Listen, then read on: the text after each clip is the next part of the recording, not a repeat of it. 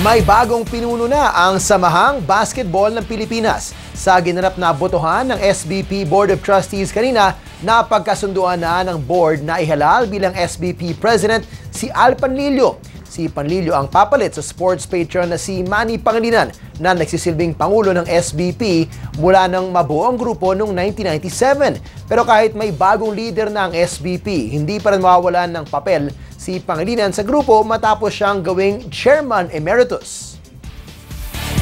Ngayon naman, makausap natin ngayong gabi si Senator Sonny Angara, ang bagong chairman naman ng Samahang Basketball ng Pilipinas. Senator Sonny, good evening.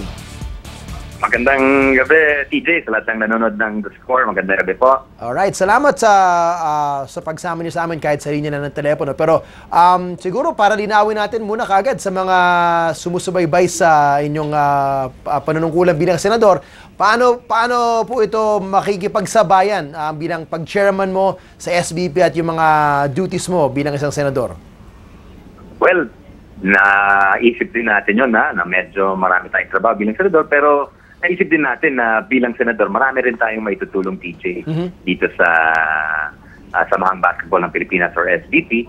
At pareho naman yung layunin. Gusto ng SBP na sumikat ang Pilipinas sa international stage, sa international competition. Gusto rin niyang palaguin yung mga programa sa baba o sa grassroots, sa probinsya.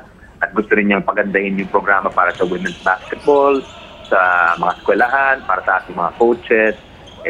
Parang wala namang conflict dun sa gusto natin bilang isang public official na dating umupo bilang pinuno po or chairman ng Committee on Games and Sports. So talagang tingin ko meron tayong unique insight na may bibigay dito sa ating bagong tungkulin at mailalapit natin yung gobyerno para mabigyan ng mas malaking suporta dahil alam natin yung grupo po ni Mr. Pangilinan, malaki po ang nagagawa para sa sports. Siguro pwede rin pag pinagsama yung puwersa ng Estado, mas maganda siguro ang magiging resulta rito. Well, very interesting, no, Senator Sonny, ang inyong Big Three. Tawagin natin yan, no? Kayo, ni President Al, at ni Vice Chairman naman na si former Congressman Robby Puno. Anong masasabi mo sa pinagbuong Big Three na ito?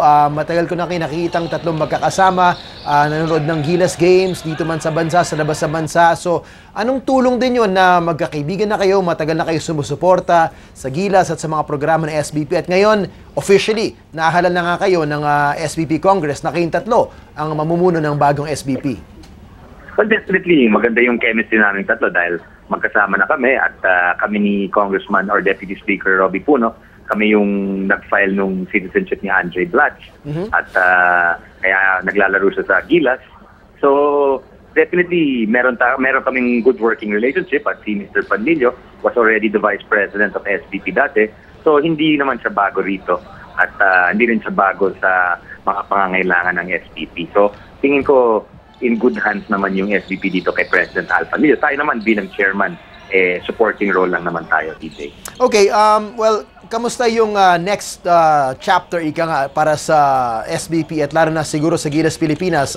Siyempre maraming medyo nadismaya na hindi tayo nakapag-qualify sa Olympics after having the chance to host a wildcard qualifier dito sa ating bansa. Pero moving forward, alam natin meron na tayong bagong target na 2019 World Cup ng FIBA na medyo mas komplikado ang qualifying process na parang mahihirapan tayong ibuo ng isang PBA team. So, paano po involved ngayon yung SBP? Ano yung vision ng SBP ngayon given the situation nga po sa pagbabago ng FIBA ng kanilang mga requirements to make it to the next level?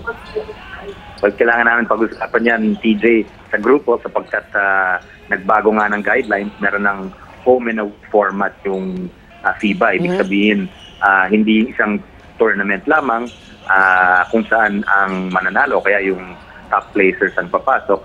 Dito sa home and away, baka mahirapan yung mga professional basketball players natin. So, we have to coordinate closely with the PBA and the other leagues at tingnan natin how can we put together the best possible team with the professional schedules. Kailangan ma-reconcile yung dalawa. Okay. Kanina nung nandun kami sa press conference niyo, no, pagkatapos kayo mahalal, medyo napag-usapan din with Congressman Puno yung posibilidad ng pag-naturalize ng iba pang mga player o mga mas batang player kasi na natin, si Andre Blatch, pumapatak na ng oras bilang isang professional player. By the time 2019 comes, hindi na siya ganun kabata. Ano po yung vision ng SBP pagdating dito na maaari po tayong mag-naturalize ng maramihan gaya ng ginagawa ng ibang bansa or maghahanap na tayo ng mga mas bata talaga na player for the future reinforcements ng Gilas? Well, ang nalalaman ko dyan so far, TJ, is that si Andre Blatch wants to go back to the NBA. Okay. At tingin ko he has a few good years left in him. But tayo nga, we have to look for new options. At depende sa tournament, kung anong pangangailangan, maghahanap din tayo ng, kasi sabi nga ni Vice Chairman Puno at ni President Al, minsan sa ibang tournament, ang kailangan natin is speed, minsan size, depende sa sinong kalaban. Siguro pagka kasakalaban na natin mga Europeano, mga Amerikano, we need more size. But if we're playing in Asia, we might be able to get away with a smaller but faster team. Correct. Well, Senator, pagdating naman sa collegiate leagues, ongoing yun ang NCAA, malapit ng UAP, alam namin, constant supporter din kayo ng college basketball.